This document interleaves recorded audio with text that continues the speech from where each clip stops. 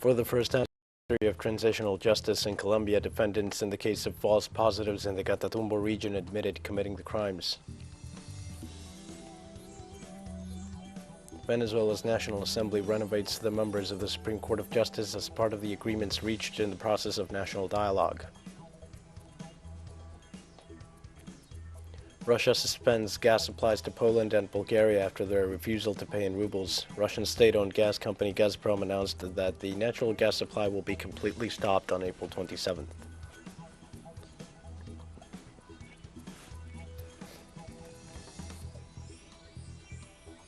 Hi, this is From the South. I am your news anchor, Dio Martin, from the Telesur Studios in Havana. We begin with the news. For the first time in the history of transitional justice in Colombia, defendants under the investigations of the Special Jurisdiction for Peace admitted to having committed crimes against civilians in the municipality of Ocaña in the north of Santander. The group consists of 10 retired military personnel, among them a general and a civilian, who were charged by the Special Jurisdiction for Peace for having participated in the murders of innocent civilians.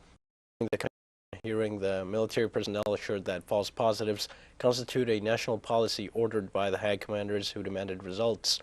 The defendants affirmed that they had to use the strategy of deceiving peasants and youths and then make them pass as subversive subjects killed in combat.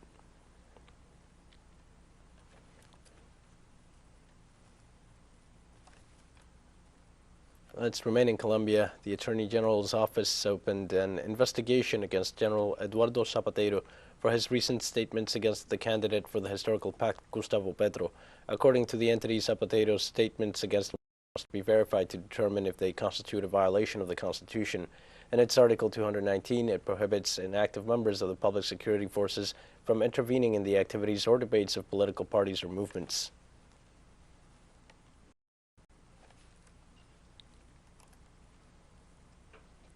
And the plenary of the Chamber of Representatives in Colombia is conducting a motion of censorship against the Minister of Defense, Diego Molano, for the events that occurred during the military operation in Putumayo. This is the second time that Molano faces a motion of censure against him. Molano must explain the details of the military operation in the village of El Remanso in Puerto Leguízamo, Putumayo, in which 11 people died, among them an indigenous governor, a pregnant woman, and a minor. Although the police authorities deny the killing of civilians in the operation, at least 36 congresspersons from different political parties support the evidence presented by local media that the operation carried out by the National Army left mostly civilian victims.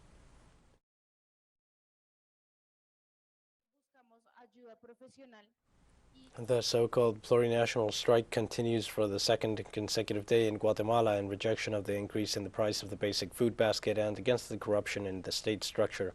A police security barrier was deployed on a highway in the town of Santa Rosa department. The officials threatened the demonstrators with evicting the militants of the Farmer Development Committee, who were blocking the road. The participants denounced that demonstrators in other towns have been repressed with tear gas. This plurinational strike was called by social movements to demand from the authorities a reduction in the price of fuel, as well as reforms in the judicial process and the resignation of President Alejandro Yamatei.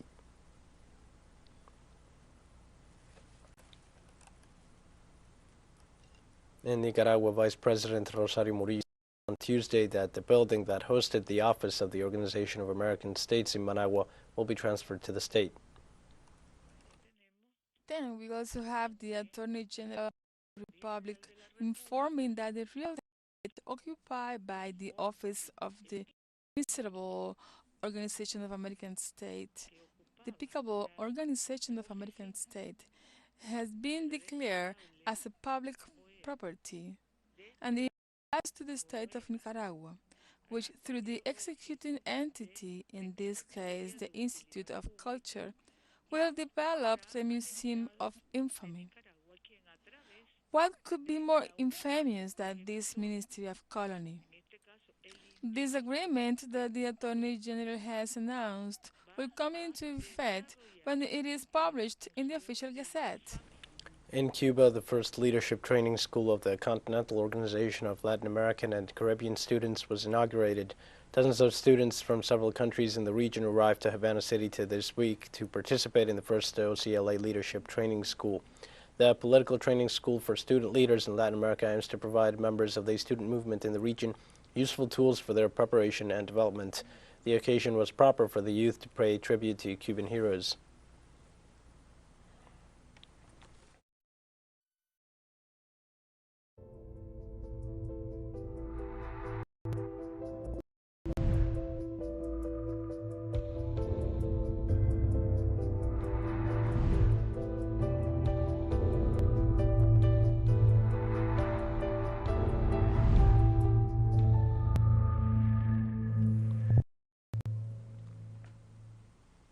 The number of confirmed COVID-19 cases worldwide surpassed 507, with over 6 million deaths, the World Health Organization reported. United States reported over 81 million new cases, with the death toll exceeding 991,000, according to Johns Hopkins University. The health minister of Germany said the country should consider administering a second booster shot in the face of a fresh wave of infections that could happen this fall. Brazil confirmed over 30 cases, including more than 660,000 deaths, said the country's health ministry. The cases in South Africa increased to more than 10,000 new cases, and China declared almost 6,000 new asymptomatic cases.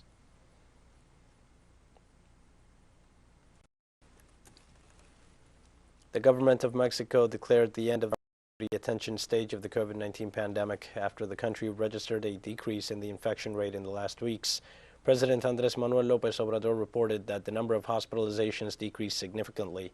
The president also said next Thursday, registration for vaccinated children over 12 years of age will be open. Authorities pointed out that currently there is a 2% bed occupancy rate in rooms, while vaccination coverage in the population over 18 years of age stands at 90%. In view of the drop in the number of infections and deaths due to the coronavirus, health officials stated that the use of masks is no longer essential.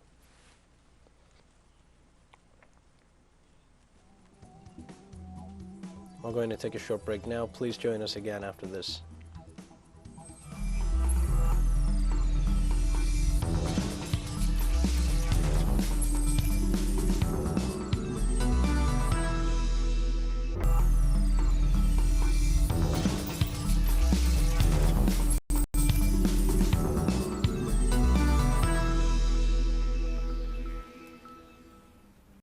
Hi, and welcome back to From the South. Venezuela's National Assembly renovates the members of the Supreme Court of Justice. The legislative body held Tuesday an ordinary plenary session to appoint the authorities of the highest judicial entity as part of the agreements reached in the process of national dialogue. The parliament unanimously elected the 20 new judges, the Inspector General of Courts, and the Director of the National School of the Judiciary for the next 12 years. Deputy Diosdado Cabello called for a much fairer justice.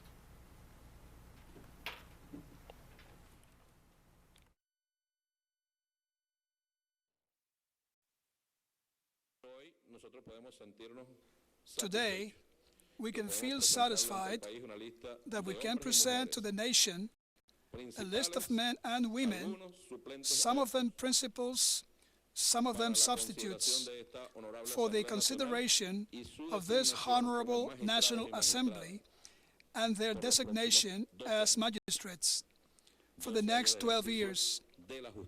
12 years of exercise of justice, and that these appointments serve for the justice system as such to begin to have the function that it should truly have. That there be justice, that any Venezuelan woman or man, whoever goes to the justice system, has an immediate, timely, quick, and above all, a fair response. The president of Venezuela, Nicolás Maduro, offered a balance on the beginning of the rainy season that begins in the country. In this regard, the first president informed the public opinion that in 48 hours, 300% more rain than the amount of water estimated for the month of April in Caracas alone fell. Likewise, the president pointed out that floods, house collapses, and landslides can occur throughout the national territory. In this sense, the head of state, Nicolás Maduro, instructed the executive and regional and local authorities on the actions to be taken to care for the families who lost their homes.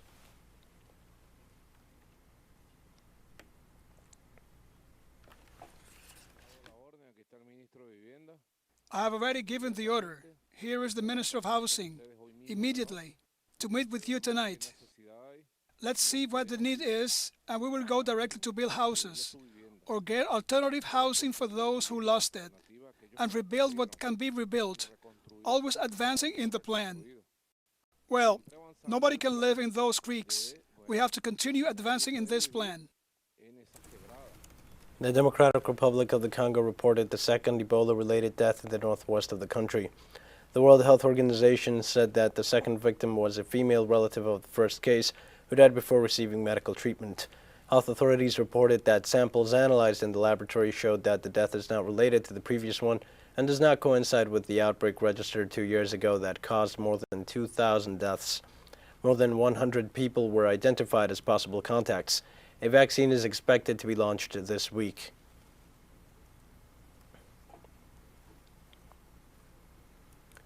In Somalia, the newly elected members of the upper house of federal parliament re-elected Abdi Hashi Abdullahi as the Speaker of the House in a contested election.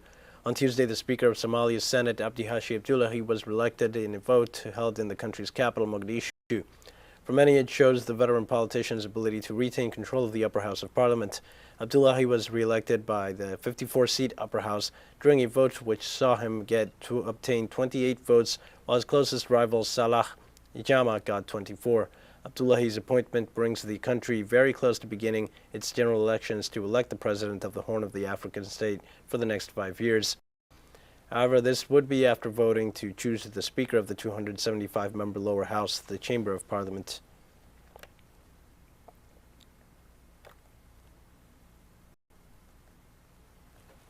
On Tuesday, farmers gather outside Colombo's main railway station calling for President Gotabaya Rajapaksa to step down amid a dire economic crisis that has triggered fuel, food, and medical shortages.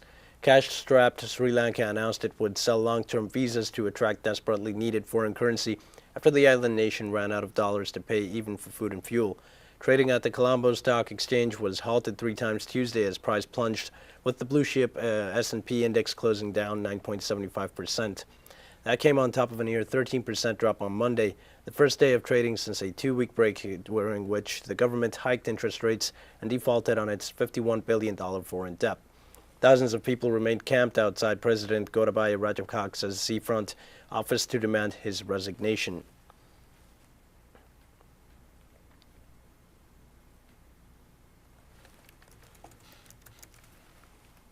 The Tunisian opposition announced the formation of a political front to confront the decisions of President Kais Saied, which they called a coup d'etat.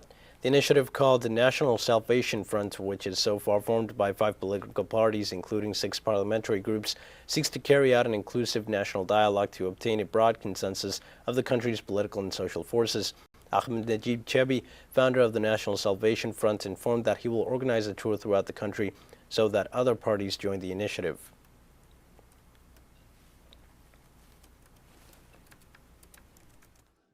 We are not here to serve the agendas of any political party, but to serve the interests of Tunisia.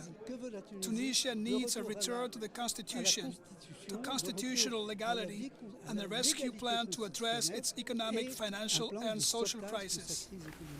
We have more news coming up after a final short break. Please stay with us.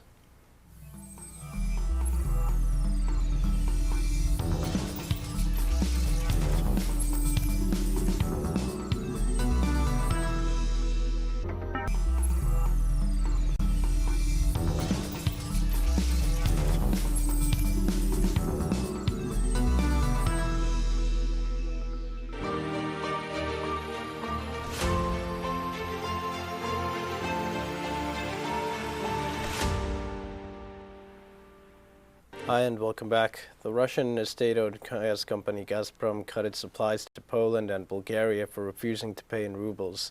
Gazprom notified both countries that as of April 27th, the supply of natural gas will be completely halted after receiving information from the Polish energy company PNG and the Bulgarian Bulgargaz of their refusal to pay in rubles. At the end of March, the Russian government signed a decree stating that payments for the Russian gas pipeline supplied as of April should be made exclusively in rubles. For this purpose, special permission was granted to the financial branch of the Russian gas company Gazprombank to open special accounts for its customers where euros and dollars would enter, and these would be converted into rubles through their purchase and sale on the Moscow Stock Exchange.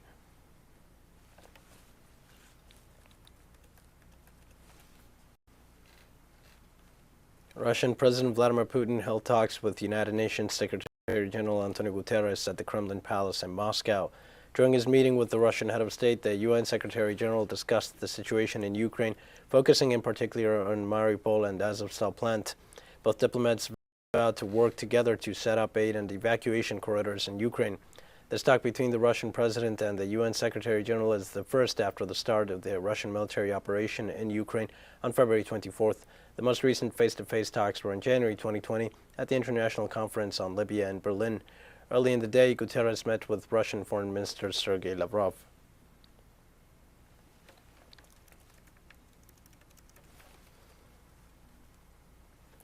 And the President of Russia, Vladimir Putin, during the recent conversation with United Nations Chief Antonio Guterres, made declarations related to the events on the city of Bucha.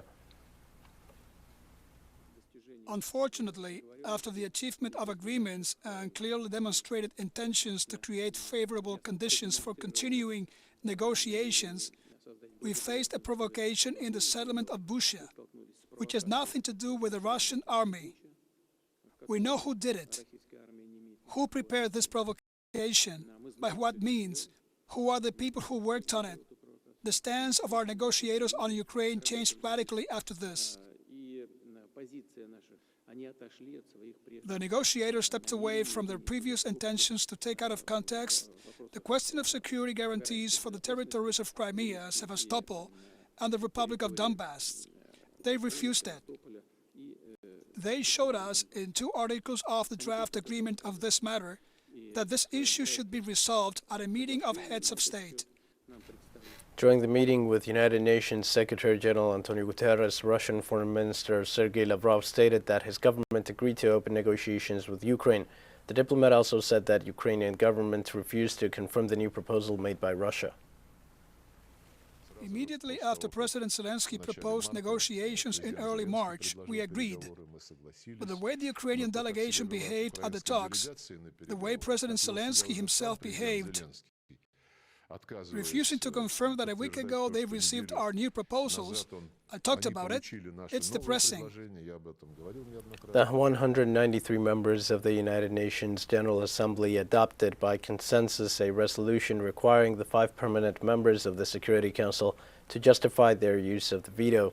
The resolution comes following Russia's use of its veto rights in the Council the day after it began its special military operation in Ukraine, calling for its unconditional withdrawal from that country. A Russian representative called the resolution an attempt to exert pressure on the permanent members of the Security Council. Almost 100 countries joined Liechtenstein in co-sponsoring the reform, including the United States, Britain, and France. Neither Russia nor China were among the sponsors.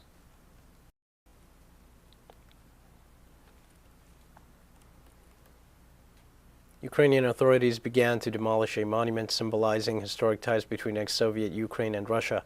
The monument has a symbolic ties to the Soviet Union and features USSR hammer and sickle, as well as a Friendship of the Nations sign held by statues of Ukrainian and Russian workers. Kiev's Mayor Vitaly Klitschko said a second component of the sculpture would be removed later and the giant arch above the workers would be renamed and illuminated with the colors of the Ukrainian flag. Klitschko also said city authorities were working on plans to demolish around 60 monuments in the capital related to Russia and the Soviet Union. Meanwhile, the mayor added some 460 streets and other objects in the city are slated for renaming.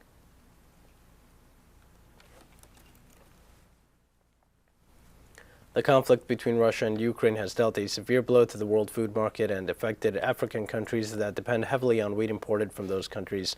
Nearly 60% of Senegal's wheat came from Russia and Ukraine, and they have been forced to take measures to restrict its consumption. Wheat prices have been at a high level in the past period due to rising freight rates amid the COVID-19 pandemic. In response to the rising wheat prices, we have also taken measures to ease difficulties of the flour mills. We all hope to see the price drop, but unfortunately, wheat prices started to soar again due to the outbreak of the conflict between Russia and Ukraine. With that, we've come to the end of this news brief. Remember, you can find these and many other stories on our website at Telesur English. You can also join us on social media for all the latest news. We're on Facebook, Twitter, Instagram, and Telegram. For Telesur English, I am Dio Martin. Thank you for watching.